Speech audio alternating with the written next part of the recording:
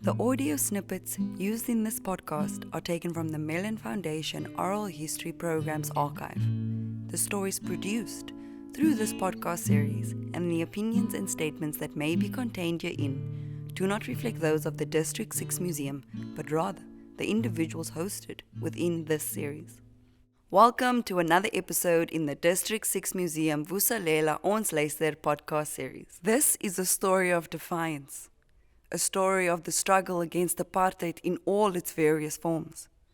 This particular story revolves around John Ernstzen, a deep trade unionist from the University of the Workers, who spent a lot of his early years in District 6 and in Warrick Street, Woodstock. In this podcast, you will hear stories of defiance and the motivations of a person who spent his life fighting for the betterment of the people. First, we will go back to John's early life, to his first job at the Strip and Son furniture factory. This boss was shouting at this worker and I lost my cool. And then I sprayed him green at the time. I think I did say that already. No. Okay, what happened, just briefly, I was in the spraying booth and there was an old man outside and I saw... Were you in your mask? In my mask, everything. I was always protecting this man because he tended to be very slow and I understood and so on. And this Mr. Strip, who was one of the brothers who owned this place, came past and shouted at him. He was rude, man. And I just got angry, so I walked out. So I told him, hey, leave him alone. I'm supervising him and so on. Of course, I said a lot of other words in between. Yeah. And this man wasn't happy and he followed me back into the booth. They call it a booth that you spray in. And he was coming at me, but quite angrily. And I just took the spray gun and I turned around, had him by the throat and I sprayed. Spraying Mr. Strip was not an isolated incident. While an industry-wide strike was taking place, John found other subversive ways to stand up against the exploitation and the ill treatment of workers. The next thing, I saw my mother standing on a stoop because we lived opposite the place, seeing them throwing me into the van, then to Woodstock police station. Then I was charged with industrial sabotage because while there was a strike going on for increased wages, in those days there was an act which governed labour conditions. There wasn't a Labour Relations Act as we know it today. It was called Industrial Conciliation Act of 1956. And therein it says that if you're an apprentice, you may not participate in any gatherings of workers or call to action for strikes and so on. So I couldn't see myself as being a participant because the contract would be broken immediately. So what I did, they made us make our own thinners. Thinners is what you add to the Duco to thin down the material. So we used to use ethyl acetate, butyl acetate, and benzene in those components, 1:2, 1:3. Now that used to come in 44-gallon drums. And I was wondering why these spray painters were dying off like that while I was working there. Because we had to put a pipe in that 44-gallon drum. And ethyl acetate, butyl acetate, benzene, and then stir and stir. And so what I did, I found out which is the drying agent of the three, and I found out it was the butyl acetate. So I put less benzene in, I put less butyl acetate in and more benzene and more of the other one so that the furniture couldn't dry. So I sprayed the furniture, but 3 months later the furniture is still standing there because it's still wet.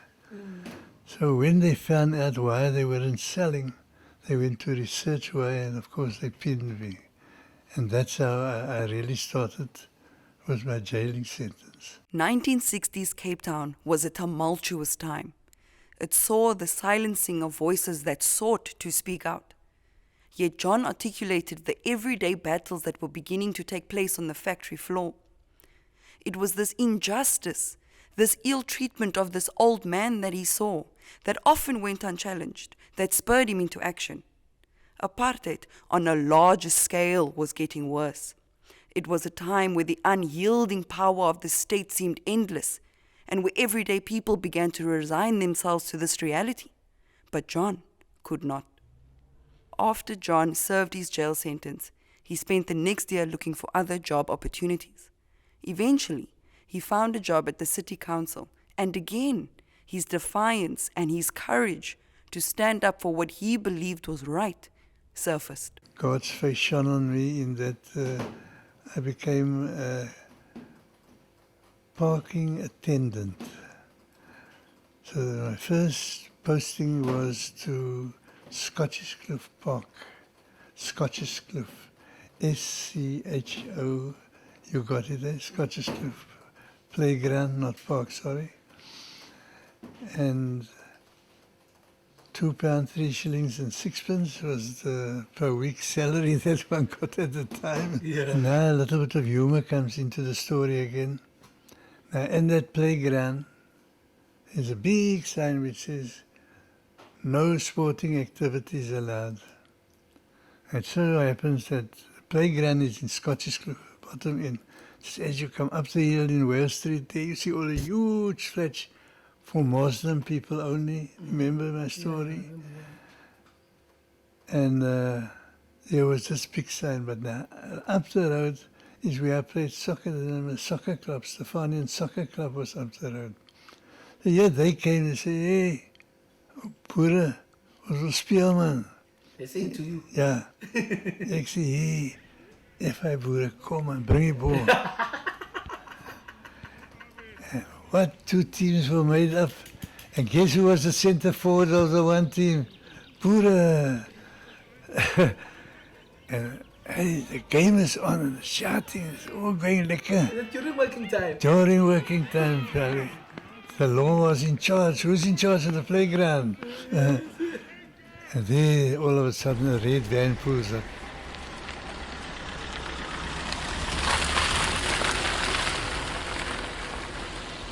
Kom eens aan. Of I went Boere. Boere was charged. Boere was found guilty. He was fined 1 week's salary. Fortunately, I didn't dismiss him yet at that stage. So I learned my lesson, so I thought. Because the next thing that happens, I had to tell them and go and explain to, like, the word comrade was not used in those days. It was not heard of really yet. But anyhow, I explained to them what had happened. They wanted to know nothing. I'm taking them away from their favorite pastime, playing soccer in that place now. So one morning, it's raining heavily, man, and I'm walking up Warrick Street, wet in the rain, to the playground. Now, in that playground, you had a toilet as well for them to use, the kiddies and so on. So when I got there, I went to open the door, but I look, they messed all over the place. And they put the muck in the keyhole. And now you must open that keyhole to go in. I said to myself, F this. Just like that was the word I used. I got so angry in that moment. I took that key with all the on it. I'm going to give expression to it. And I went back to that head office down in Queen Victoria Street. And I asked to see the director, is the head of Parks and Forests, Mr. Colin Gold. They told me he can't see me, he's in a meeting. So they sent out the deputy director to see me, Mr. Rulofse. En wat kan ik doen voor jou? Ik zei, wat je kan doen voor mij? Is vat je sleutels en gaat makkelijk skoon yourself. And I threw it and he had specs on. So it broke his spectacles. But I walked out. I was angry and I walked down the road. Coming down the road towards Warrick Street, here's Warrick Street, there's St. George's Street on the corner. And just there, there's a same red van stops. And they call me over and there's two boere sitting in front. Klim in. I don't say klim in langs me. Klim in. Achter. In die red. Sit. I tell him, wys ons waar jy weg. I showed them up Warrick Street to the playground. Took them up. Got there. They got out at me, strangely enough, but they were well protected against the elements. So I showed them, this is what happens. So I asked this one, who looked more pleasant on them, someone by the name of Steyl, S-T-E-Y-L, John Steyl. Ek sê vir meneer Steyl, sal jy jou kinders opleiding gee om so die soort job te werk? Would you? He said, because that's what you're putting me through. So he said, yes, but you know what you did, where you came from, and this is the price you got to pay. And here with the council, we got a policy, you must start from the bottom and work your way up. You can't just walk into a job equal to where you were. Yeah, I had to listen to all that jab. So I left. They never took me back. I had to walk back down to Warrick Street.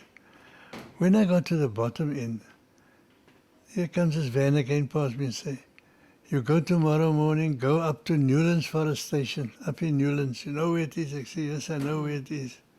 You go there and you ask to see Mr. Jacobs. I didn't think more of it, but I was still shaky. The next morning I went to see Mr. Jacobs. The day after I saw Mr. Jacobs, I was a clerk. That was my reward for standing up for what I believed was my right. Instilled in John is a very strong sense of right and wrong, but more importantly, the courage to stand up for what he believed was right, whether it was for someone else like the old man working on the factory floor, or for himself. But John's defiance didn't end there. Let's jump ahead to 30 years later, a post-apartheid South Africa. John is working as the deputy chairperson to the Public Service Commission, and while there, he met Maria. Maria, the African lady, she worked there for a number of years before I got there. And then I used to talk to her because I used to see she's the only one who serves tea or coffee on the place to all these white people. And I said to her, Maria, what standard did you go to at school? So she said to me in a very humble way and shy manner that she had managed to gain her matric. So I say, and what are you doing now? What job is this that you've got here now? She said, I must make tea for the secretaries, to the commissioners, and for the commissioners. Those are the only people. Unless the commissioners have a visitor, someone important, then I would be asked to make an extra cup. So I said, and that's your daily job. You've got a matric to walk around putting little tea bags into cups and sugar and serving it and then washing out those cups, and you go through the same thing the next day and you wash the cups. And she said, day after day after day. I said, and have you applied for any jobs here? Yes. She said she's tried, but she's not even been given an interview yet, you know. So I decided to do something about it, and I went to see the chair firstly. I said, I believe there are principles that are being claimed to be applied here in the commission, but I find this discrimination very rampant here, and I can't say that I'm happy. And in my own independent report to the minister, I'll make it known that I'm not happy with what I see. So he said, oh, wait, John, tell me now, what is the problem? I said, there's a lady that's working here for half my age, a number of years, and she's got a matric, and she had to study part-time to get that matric. She had to come and work. She had to earn an income. She had to provide for her children, for schooling, and part-time she managed to obtain this matric certificate, and yet she was still serving tea and coffee. That's all she was doing. We must do something about this. And he got scared. Correctly so, because I knew that elections for new commissioners will be coming up soon, you see. And I knew who would have an influence on that commission. Make no mistake. So, Not long after it, I got a message. The doctor wants to see me. This is not a doctor, medical doctor. This chap had a doctorate as the chair of the commission.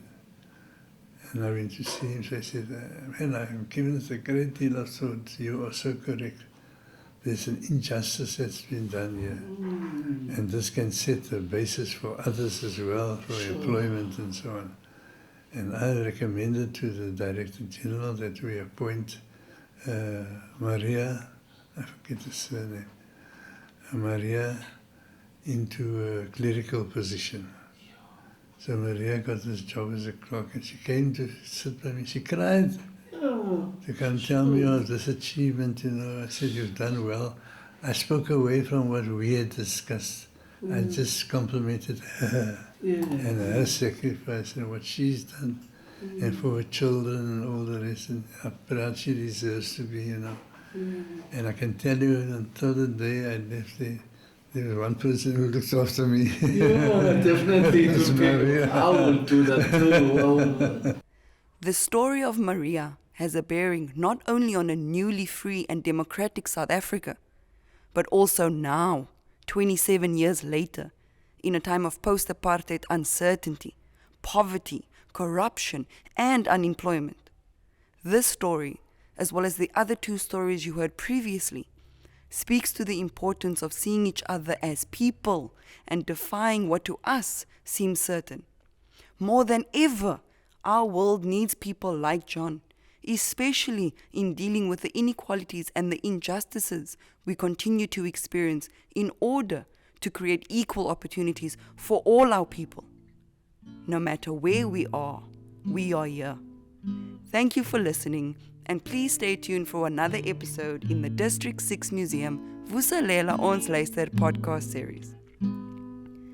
The audio snippets used in this podcast are taken from the Mellon Foundation Oral History Programs archive. The stories produced through this podcast series and the opinions and statements that may be contained herein do not reflect those of the District 6 Museum, but rather the individuals hosted within this series.